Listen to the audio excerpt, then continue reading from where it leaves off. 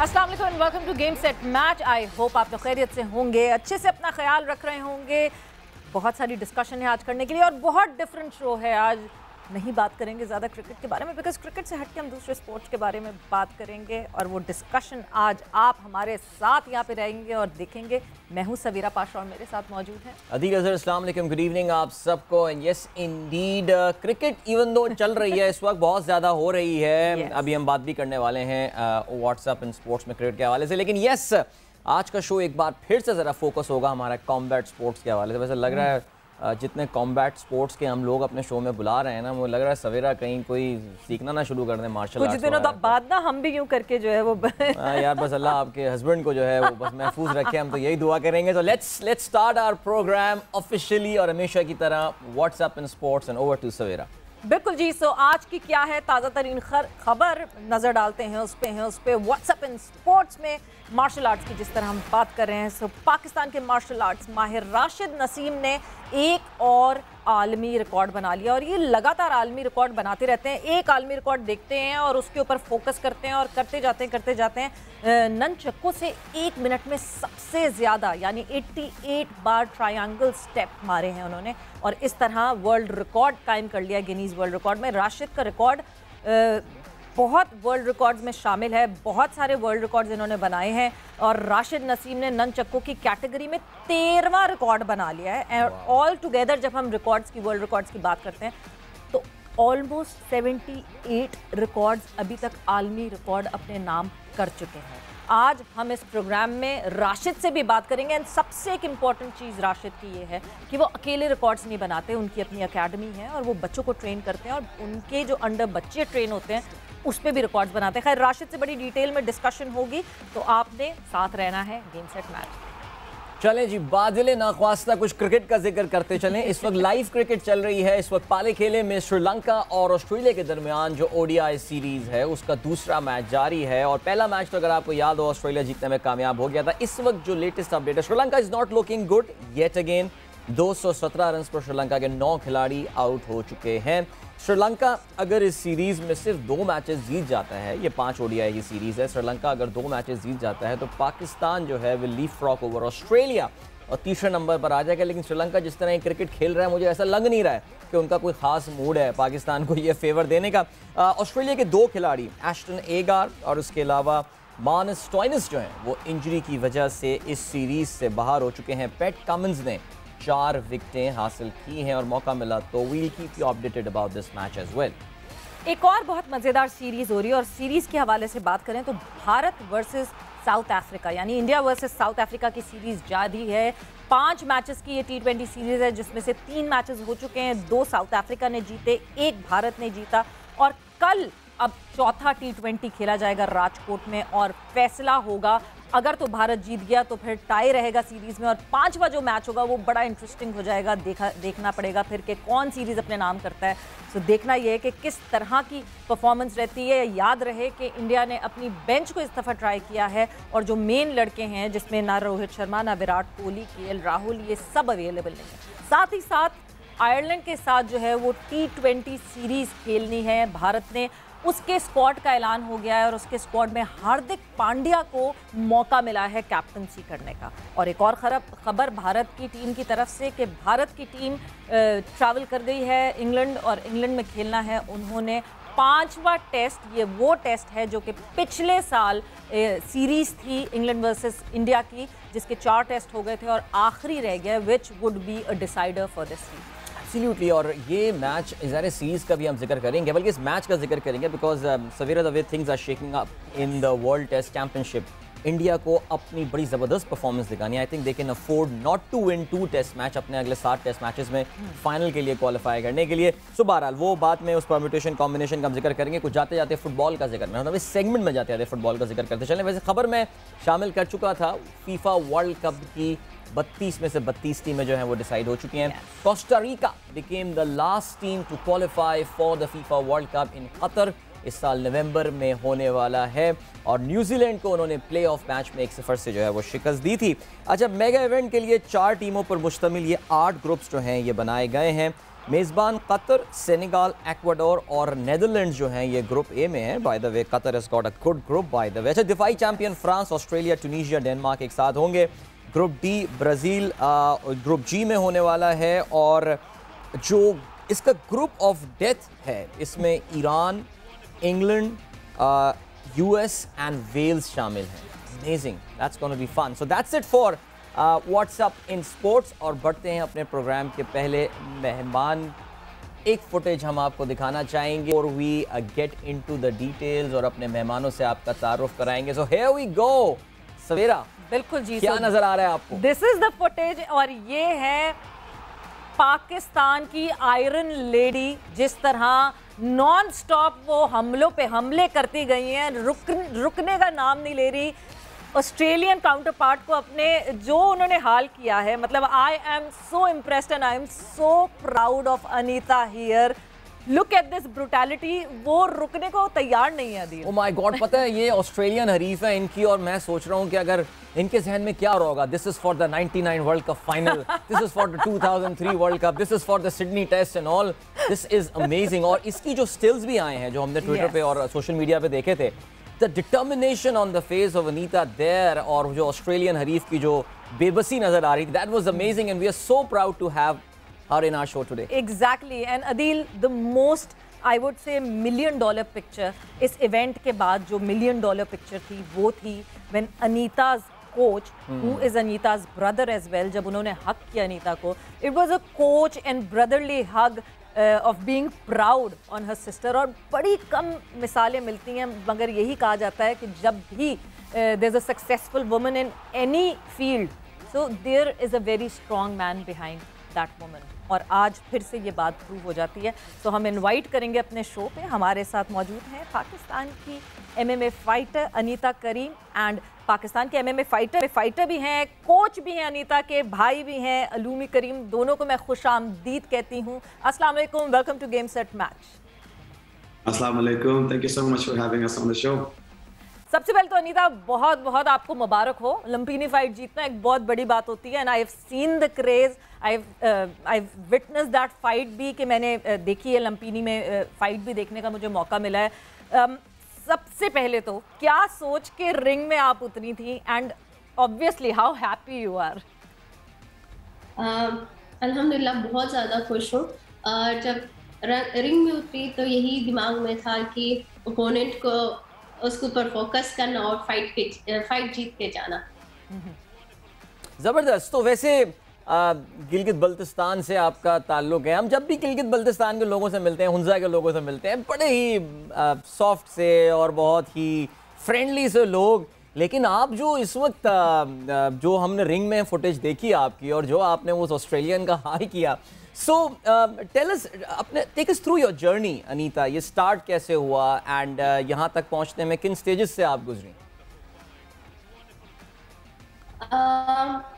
Start मेरा taekwondo से हुआ था। बेसिकली बचपन में भाइयों के साथ ताइक्वांडो करती थी, फिर बीच में पढ़ाई आ गई। उसके बाद 2016 फिर मैं इस्लामाबाद शिफ्ट हो गई भाइयों के साथ स्टडीज़ के लिए। फिर वहाँ पर मेरे भाइयों का खुद का जिम है, फाइट फोर्ट्रेस, तो वहाँ पर उनके साथ एज ए सेल्फ डिफेंस मैंने मिक्स मार्शल आर्ट स्टार्ट किया। फिर उसमें मुझे पहले से ही शौक था मिक्स मार्शल आर्ट, क्योंकि mix martial art as a self defence मैं सीखना चाहती थी शुरू से, और उसमें दिलचस्पी ज़्यादा बढ़ती गई, और एज अ पैशन मैंने अपने लिए सेल्फ MMA मैंने चूज़ किया, और अभी भी वो जर्नी स्टार्ट है, जारी है।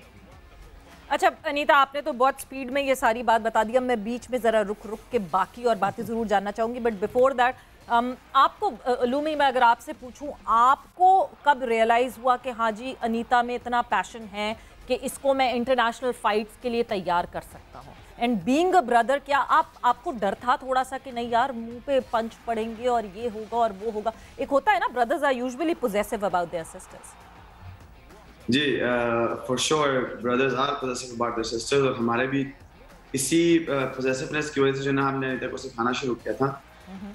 तो मैं खुद जो है, I was the first ever student of मेरे जो दोनों बड़े भाई हैं जो फाइट फोर्ट्रेस के कोचेस हैं, कोच अली सुल्तान एंड एहतशाम करीम।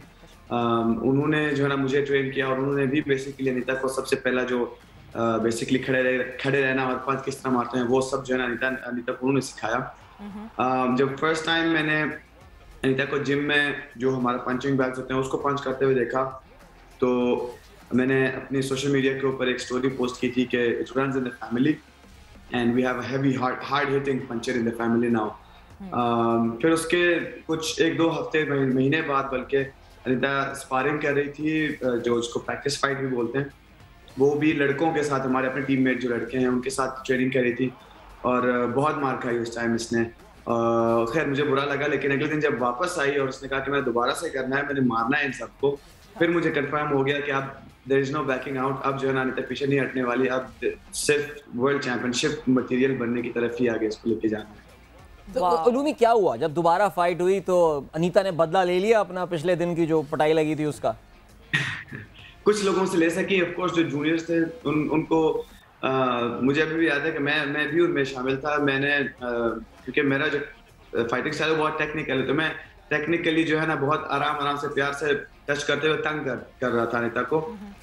और जब स्पारिंग सेशन था उसमें अनीता ने मुझे एक पंच मारा गर्दन पे, मुझे लगा और मेरा गला खुश्क हो गया, तो उस टाइम में समझ आ गई कि पावर है और पैशन भी है साथ साथ। तो फिर डिनर टेबल पे शिकायत तो नहीं की अम्मी अब्बू से, देखें आपकी बेटी ने मेरे साथ क्या किया है? ये मजे की बात है कि डिनर भी वही बनाती है, सर्व भी यही करती है, खिलाती भी यही है, तो उसमें बिल्कुल मतलब उस दिन शायद कुछ ज्यादा ही प्यार आ रहा था कि मैंने भाई को मारा, तो आज शायद जो है मैं I should make it up to him. तो मेरे साथ उस दिन बिरयानी बना के जो है ना मुझे उसने ट्रीट भी दी इस बात की कि मैंने आपको आज मार खिलाई है, तो आज आप बिरयानी भी खा लें। Very nice. अच्छा, अनीता की जो स्ट्रेंथ की, जो पावर की अलूमी आप बात कर रहे हैं, अनीता मैं आपसे पूछूंगी, बीइंग फ्रॉम गिलगित हुंजा, आपको लगता है कि एक बहुत स्ट्रॉन्ग आपको एडवांटेज है उस रीजन से होने का? बिकॉज जब मैं उस रीजन की ख़वातीन की स्ट्रगल देखती हूँ, they know how to climb mountains, वो लकड़ियाँ उठा के इतनी ट्रैवल करती हैं, सो वो जो स्ट्रेंथ होती है वो मेरे ख्याल से बचपन से इनबिल्ट होती है। आपको लगता है कि एक MMA फाइटर बनने के लिए बहुत बड़ा आपको एडवांटेज हुआ because of the reason you were born?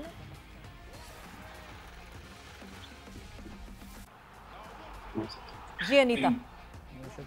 जी बिल्कुल, क्योंकि वहाँ पर हमारी सख्त लाइफ होती है, घरेलू काम, बाहर के काम, खेती बाड़ी करते हैं ओबियसली, और अपने लिए काम करते हैं बाहर, तो वहाँ पर हम लोग सब काम करते हैं अपने पेरेंट्स के साथ, तो एक बड़ा एडवांटेज है हमारे लिए। और दूसरा कि हम हाई एल्टीट्यूड पे रहते हैं, वो दूसरा एडवांटेज है, वो हमारे लिए ज़्यादा फायदेमंद है। राइट। अलूमी ये बताइए, so you are in Thailand right now if I am not mistaken, और are you there for good now? कि अब आप लोग वहीं से ही रह के ट्रेन करते हैं या पाकिस्तान वापस आएंगे या फिर टू एंड फ्रो ट्रैवल करते रहेंगे? अपने इस वक्त करंट स्टेटस बताइए।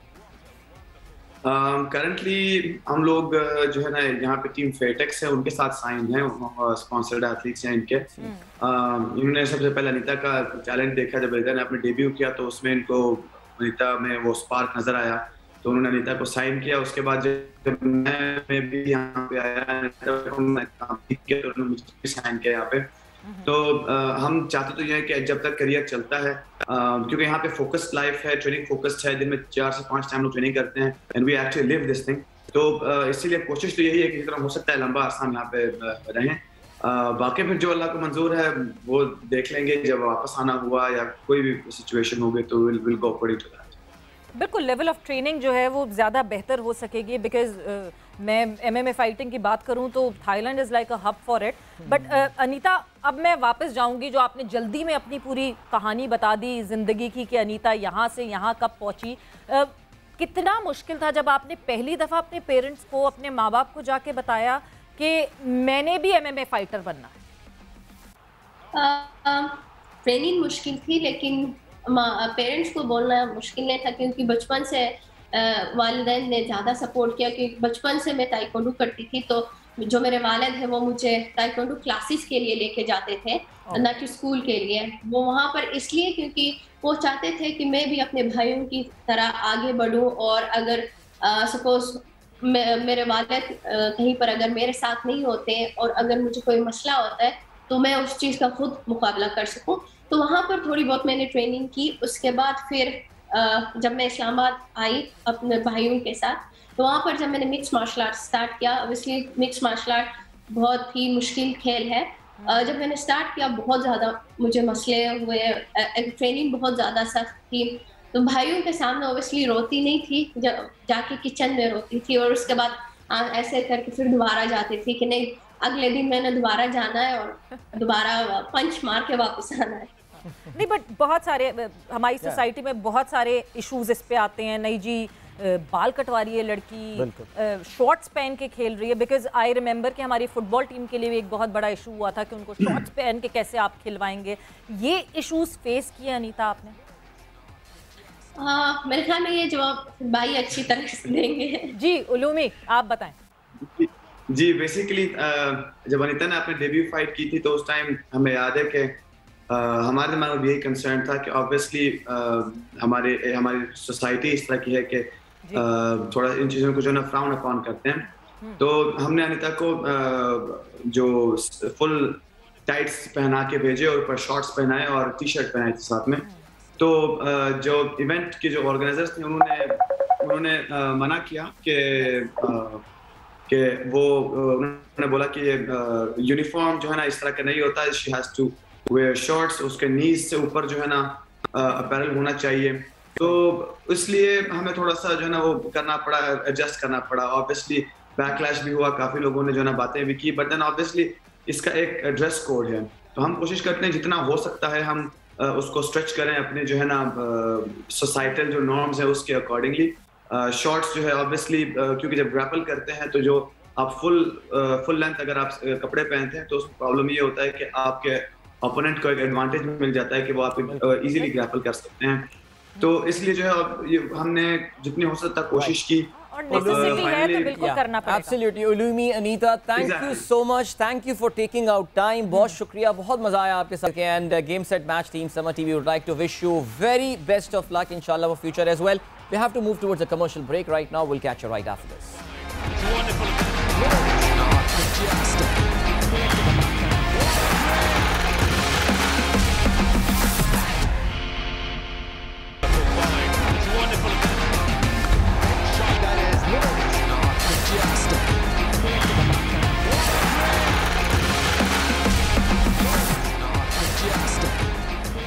And welcome back to game set match.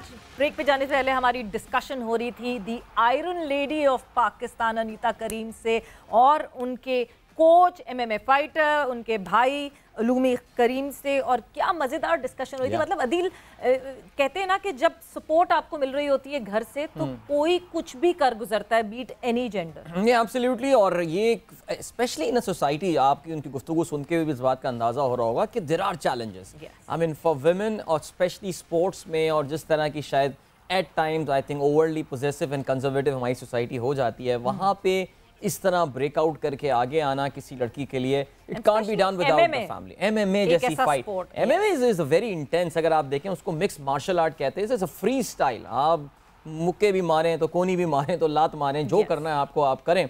सो उसमें किसी खातून का पाकिस्तान से आगे आना I think it's a very good sign.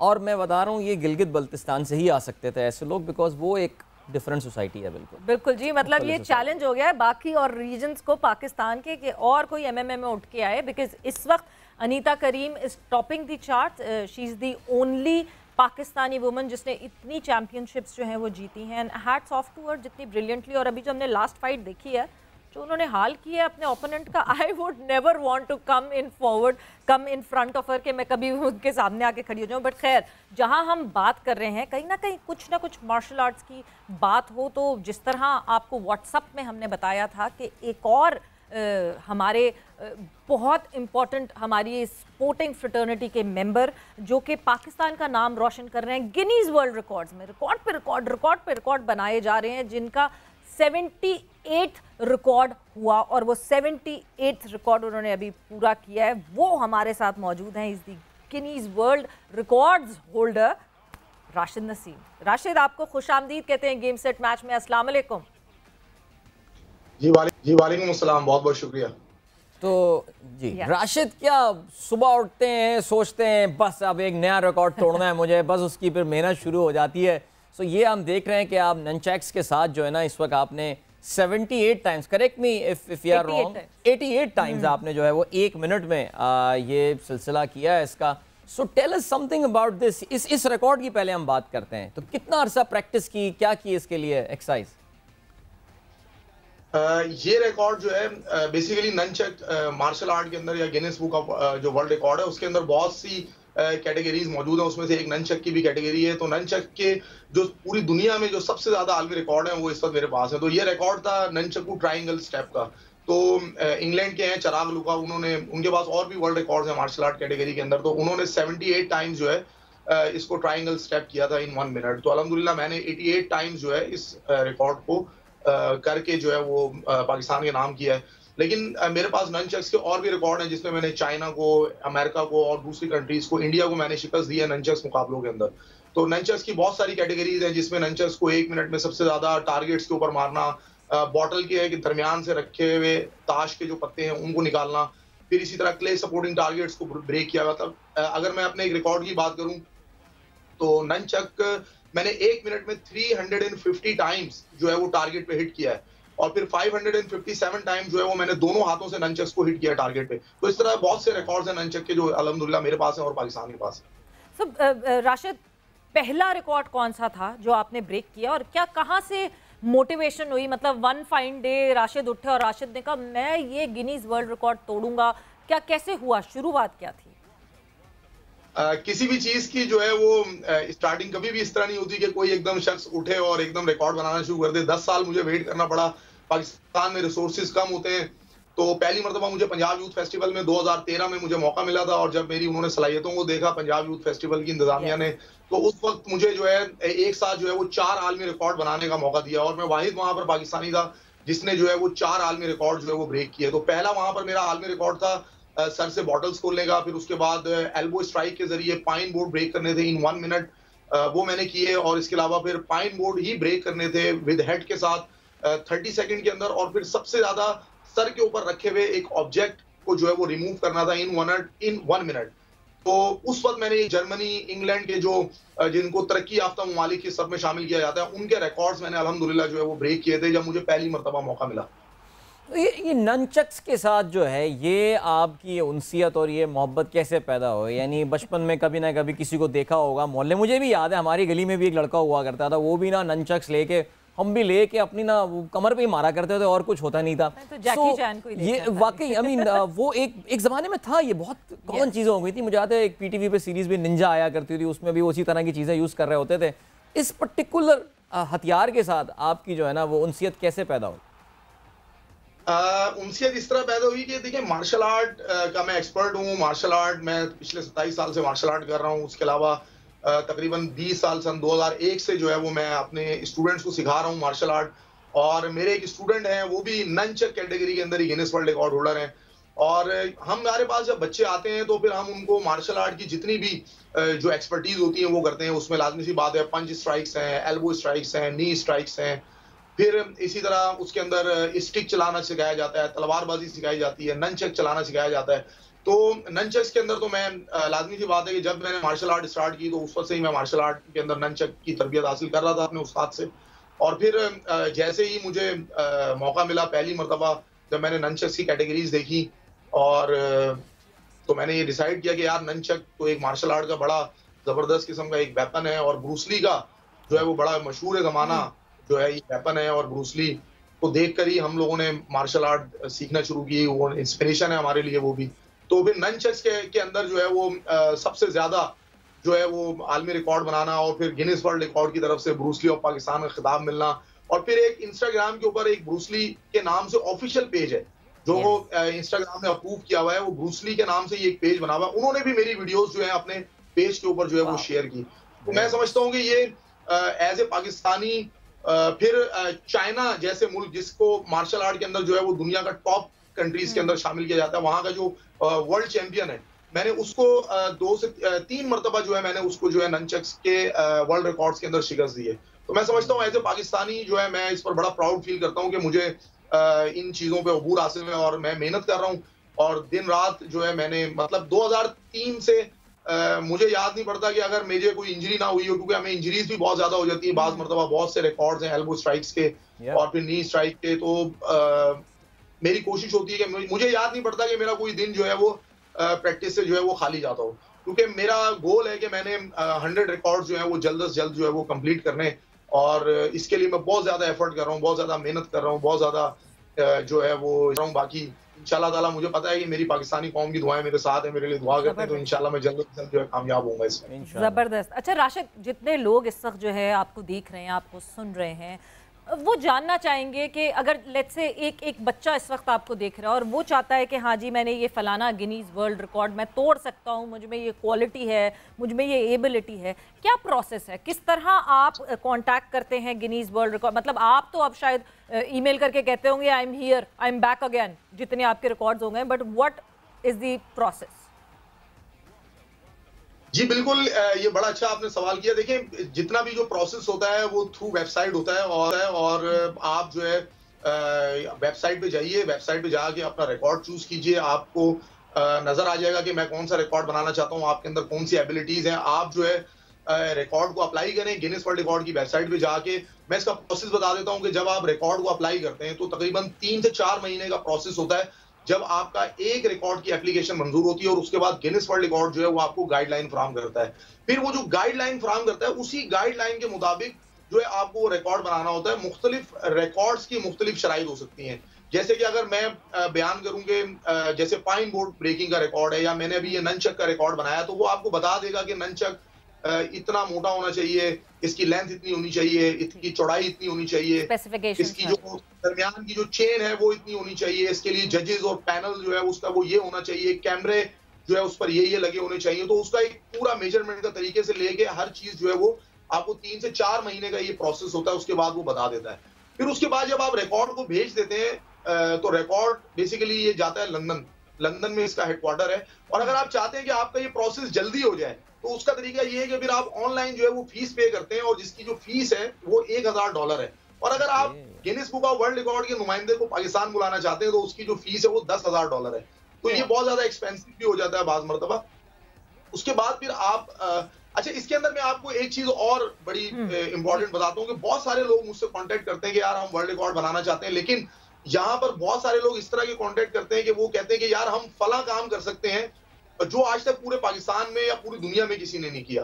तो मैं उनसे ये गुजारिश करना चाहता हूँ कि भाई हर नया काम करना जो है वो गिनीज वर्ल्ड रिकॉर्ड नहीं होता, और हर नया काम अगर आपके अंदर बहुत ज्यादा एक्स्ट्रा एबिलिटीज भी हैं तो वो वर्ल्ड रिकॉर्ड नहीं शुमार किया जाएगा। मैंने अपना तकरीबन जो है वो 10 साल मैंने इसी तरह मैंने भी जाया किए। मैं सर के ऊपर 50 ईंटें रख के तोड़वाता था, मैं कहता था यार ये वर्ल्ड रिकॉर्ड है, पूरी दुनिया में नहीं किया किसी ने, लेकिन गिनीज वर्ल्ड रिकॉर्ड उसको एक्सेप्ट नहीं करता था। तो आप कोशिश ये करें कि आप जो है वो वर्ल्ड रिकॉर्ड अगर आप कोई बनाना चाहते हैं तो आप गिनीज वर्ल्ड रिकॉर्ड की वेबसाइट से जाके उसको पहले चूज करें। वो रिकॉर्ड ऑलरेडी जो है वो गिनीज के अंदर मौजूद होना चाहिए, फिर उसको आप ब्रेक करें। मैंने 96 रिकॉर्ड जो है मेरी एकेडमी बना चुकी है, और मुझे याद नहीं पड़ता कि गिनीज वर्ल्ड रिकॉर्ड ने किसी न्यू कैटेगरी का रिकॉर्ड मेरा भी एक्सेप्ट किया हो। यानी कि मैंने भी बहुत कोशिश की कि मैं कोई न्यू कैटेगरी का रिकॉर्ड गिनीज वर्ल्ड रिकॉर्ड से एक्सेप्ट करवा लूं, उसकी गाइडलाइन वो मुझे फराहम कर दे, लेकिन उन्होंने कभी भी एक मर्तबा भी जो है वो ऐसा नहीं हुआ। मैंने हमेशा वही रिकॉर्ड ब्रेक किए जो गिनीज वर्ल्ड रिकॉर्ड के अंदर ऑलरेडी मौजूद है, किसी मुल्क के पास है। तो ये मैंने थोड़ा सा काफी ब्रीफली जाके बताया। उम्मीद है कि जो सुनने वाले हैं उनको कुछ ना कुछ जो है वो इसके बारे में नॉलेज जरूर हो जाएगी। बड़ी जबरदस्त, this is I think very very good information कि कोई भी आप कैटेगरी खुद क्रिएट नहीं कर सकते, वरना तो पाकिस्तानी कोई भी कैटेगरी ले आना, सब आप पान खाने का रिकॉर्ड मेरे पास है, वो कहेंगे भाई ये कौन सा रिकॉर्ड ला रहे हो यार। बिल्कुल इसी तरह होता है। बहुत सारे लोग मुझसे कांटेक्ट करते हैं, वो बड़ी अजीब अजीब किस्म के जो है ना वो बता रहे होते हैं कि यार ये तो पूरी दुनिया में किसी ने किया ही नहीं है, हमने तो देखा ही नहीं है। मतलब एक एग्जांपल दे, कोई अजीब किस्म, किसी अजीब किस्म के टैलेंट की, राशिद कोई एग्जांपल दे वो अजीब किस्म के टैलेंट की, किस तरह की कॉल्स आई हैं आपको? मतलब इस तरह की कॉल आई, एक हमारे दोस्त है, उन्होंने कहा यार मैं आइस ब्लॉक ब्रेक करना चाहता हूं। तो मैंने कहा यार आइस ब्लॉक ब्रेकिंग का रिकॉर्ड गिनीज वर्ल्ड रिकॉर्ड के अंदर मौजूद नहीं है, ठीक है ना, अगर होता तो मैं कर लेता। मैंने उसको बड़ा समझाने की कोशिश की, लेकिन वो समझा कि यार, वो मुझे कहने यार राशिद भाई मैं आपको पैसे भी दे दूंगा, आप उनकी जितनी फीस है $1000 है, $2000 है, मैं पे करने को तैयार हूँ। तो इस तरह बहुत सारे मतलब राब्ता करते हैं लोग। मतलब एक बंदा था, उसने मुझसे साइकिलिंग बहुत अच्छी करता था, छोटी सी साइकिल थी उसके पास, उसने मुझसे राब्ता किया, तो मैंने उसको भी काफी गाइड करने की कोशिश की। लेकिन वो जब हम किसी को समझाते हैं या किसी को मना करते हैं तो आप यकीन करें कि वो भाई हमसे नाराज हो जाते हैं। और वो कहते हैं कि यार राशिद भाई जो है ना ये हमसे झूठ बोल रहे हैं और ये तो गलत बयानी कर रहे हैं, शायद ये चाहते नहीं है कि हम वर्ल्ड रिकॉर्ड बनाएं। लेकिन अगर कोई टैलेंटेड बंदा होता है, कोई मतलब हमें लगता है कि यार स्पेशली अगर ये इसका रिकॉर्ड बन सकता है। अभी मुझसे हमारे एक बहुत ही जबरदस्त किस्म का टैलेंट है हमारे पाकिस्तान का, एक आई थिंक उनका ताल्लुक भी शायद गिलगित बल्तिस्तान से ही होगा, साइकिलिंग करते हैं और उन्होंने बहुत ऊंची ऊंची चोटियों के ऊपर जाकर जो है वो साइकिलिंग की हुई है। उनको अभी मैंने यही लास्ट टाइम अभी मशवरा दिया कि आपका जो रिकॉर्ड है वो मेजरेबल नहीं है और ये गिनेस के अंदर इस तरह की कैटेगरीज मौजूद नहीं है। तो उन्होंने मुझे कहा कि यार मैं 15,000 फुट तक जो है वो साइकिल लेके जा चुका हूँ। उन्होंने कुछ चोटियों के नाम लिया, एग्जैक्टली मुझे याद नहीं आ रहे अभी। तो मुझे गवर्नमेंट ने लेटर्स भी दिए हैं, मेरे पास सब कुछ मौजूद है। तो मेरा रिकॉर्ड जो है ना आप रजिस्टर करवा दें। तो फिर मैंने उनसे कहा कि यार आप का जो रिकॉर्ड जो कैटेगरीज है ना इसके लिए पेश की इजाजतनामा लेना जरूरी है। जब आप पेश की इजाजतनामा लेंगे फिर गिनेस वर्ल्ड रिकॉर्ड आपको गाइडलाइन फराहम करेगा। गाइडलाइन फराहम करने के बाद फिर आप जो है उनकी शराइत के मुताबिक उस रिकॉर्ड को अटेम्प्ट करेंगे कि उसकी मेजरमेंट कैसी होगी। अगर आप कोई शख्स उसकी मेजरमेंट आप उसको प्रूफ नहीं कर सकते, मतलब गिनेस वर्ल्ड रिकॉर्ड बड़ा, मतलब मैं अगर आपसे ये बात कहूं कि आपको सुनकर हैरत होगी कि मेरा इतना तजर्बा है गिनेस वर्ल्ड रिकॉर्ड के अंदर। पिछले मैं 8-10 साल से वर्ल्ड रिकॉर्ड्स बना रहा हूं और लोग समझते हैं कि मैं घर में बैठे बैठे वर्ल्ड रिकॉर्ड बना लेता हूं, वो मसला ही नहीं होता मुझे। आप यकीन करें कि मेरे वर्ल्ड रिकॉर्ड रिजेक्ट हो जाते हैं एक छोटी सी मिस्टेक्स की वजह से। अभी लास्ट टाइम मेरा एक रिकॉर्ड रिजेक्ट हुआ। मैंने एक लड़का था, उसके ऊपर मैंने पंचेस कैटेगरी का मैंने एक रिकॉर्ड बनाया था। मेरे पास दुनिया में सबसे ज्यादा पंचेस कैटेगरी का रिकॉर्ड है इस वक्त। तो मैं 32,000 पंचेस 1 घंटे में मार चुका हूं। तो मैंने वो पंच का रिकॉर्ड बनाया। तो सिर्फ हाइट की जो मेजरमेंट थी वो गलत हो गई मुझसे। मुझे 5 फुट 9 इंच के लड़के के साथ जो है वो पंचेस करने थे, लेकिन जब हमने उसकी वीडियोस वगैरह बनाई तो वो 5 फीट 8 इंचेस जो है उसकी हाइट आ रही थी। तो गिनेस वर्ल्ड रिकॉर्ड ने जो है वो रिकॉर्ड रिजेक्ट कर दिया। फिर मुझे दोबारा से बनाना पड़ा। तो इतनी कैटेगरीज के अंदर जो है इतनी ज्यादा जो है ना छोटी छोटी चीजों का ख्याल रखना पड़ता है। नहीं बिल्कुल, ये तो कनाडा की वीजा एप्लीकेशन लग रही है कि भाई वो गिनेस वर्ल्ड रिकॉर्ड की कैटेगरी पहले ढूंढे, अपना टैलेंट फाइंड करें। मैंने अपने 10 साल जाया किए सिर्फ इसी तरह की। राशिद यहाँ पे एक बड़ा इंपॉर्टेंट सवाल मेरे जहन में आ रहा है। माशाल्लाह 78 वर्ल्ड रिकॉर्ड्स आपने बनाए हैं। आपने कहा है कि हर रिकॉर्ड के लिए $1,000 की एक फ़ी जमा पड़ती है आपको। $78,000, चले मैं लगा लेता हूँ पहले शायद $800 हो, ऐसे ही कुछ हो। ये तो बहुत पैसे हैं। ये फिर आप अपनी जेब से ये फंडिंग कहाँ से होती है? आपकी आवाज कम आ रही है, लेकिन मैं आपको बताता हूँ, मुझे आपका सवाल आ गया समझ में जी। असल में देखिए, अगर मैंने आपसे ये कहा कि अगर आप चाहते हैं कि जल्दी हो जाए, यानी कि गिनेस की एक कैटेगरी है जिसके अंदर अगर आप चाहते हैं कि मेरा रिकॉर्ड जो है वो 3 दिन में मुझे गाइडलाइन मिल जाए, 1 हफ्ते के अंदर मुझे अगर गाइडलाइन मिल जाए, तो फिर वो $1,000 फीस पे करनी होगी। बट वैसे क्या अगर नॉर्मल टाइम फ्रेम की कोई फीस है? नहीं, अगर आप नॉर्मल टाइम 3 to 4 मंथ इंतजार कर सकते हैं तो ये तकरीबन 8 से 9 महीने का प्रोसेस बन जाता है। तो फिर इसकी कोई फीस नहीं होती, इसकी फीस नहीं होती। ठीक है। एप्लीकेशन मंजूर करवाने की अलग से फीस है $1,000 और फिर रिकॉर्ड को अप्रूव करवाने की जो फीस है वो भी $1,000 है। तो फिर ये यानी खर्चा तो हो रहा है, यानी राशिद एक एक्सपेंस तो एक्सपेंडिचर तो है, वो आप अपनी जेब से फाइनेंस कर रहे होते हैं। क्या होता है सिलसिला उसका? सर ये तो जख्मों में नहीं मैं नमक नहीं, मैं बिल्कुल नमक नहीं। मैं बताना चाह रहा हूँ, देखिए अब एक बच्चा बल्दिया टाउन में बैठ के अगर देख रहा है प्रोग्राम और उसको लग रहा है कि यार ये मैं कर सकता हूँ, अचानक जब उसको ये रियलिटी पता चलेगी कि नहीं मुझे तो उसके लिए 1,000 और अब तो जो डॉलर का हाल है वो तो पता नहीं जब तक रिकॉर्ड बनाएगा कितने का डॉलर हो चुका होगा वो। तो ये उसके लिए हम चाह रहे थे कि बिल्कुल क्लियर हो जाए, ताकि बहुत अच्छी आपने गुफ्तगू की और it's been good learning for us as well. मतलब एक रिकॉर्ड पूरा रजिस्टर कराने में कितना खर्चा लगता है नॉर्मल स्पीड पे? सर अगर आप उसको मतलब आप मेरे ख्याल में थोड़ा सा कंफ्यूज हुए। देखिए अगर आप चाहते हैं कि आपकी कैटेगरी जल्दी अप्रूव हो जाए, देखिए 2 है, यानी अगर मिसाल के तौर पे मैंने एक रिकॉर्ड अप्लाई किया तो थ्रू प्रॉपर चैनल जब वो आएगा उसका आंसर तो 3 से 4 महीने में आएगा, तो उसकी कोई फीस नहीं है। लेकिन अगर आप चाहते हैं कि आपका रिकॉर्ड जल्दी अप्रूव हो जाए, 3 दिन में अप्रूव हो जाए या 1 हफ्ते के अंदर हो जाए या 10 दिन में अप्रूव हो जाए, तो फिर आपको ऑनलाइन उसकी फीस पे करनी पड़ती है। तो अगर आप नॉर्मल उस पे चलते हैं तो तकरीबन 8 महीने 7 महीने 9 महीने या 10 महीने भी लग जाते हैं। और पहला रिकॉर्ड अप्रूव करवाना जो है वो इतना मुश्किल तरीन काम है कि दांतों तले पसीना आ जाता है। हम तो आदी हो गए, इस वजह से हमारे लिए अब इतना जो है वो मुश्किल नहीं होता।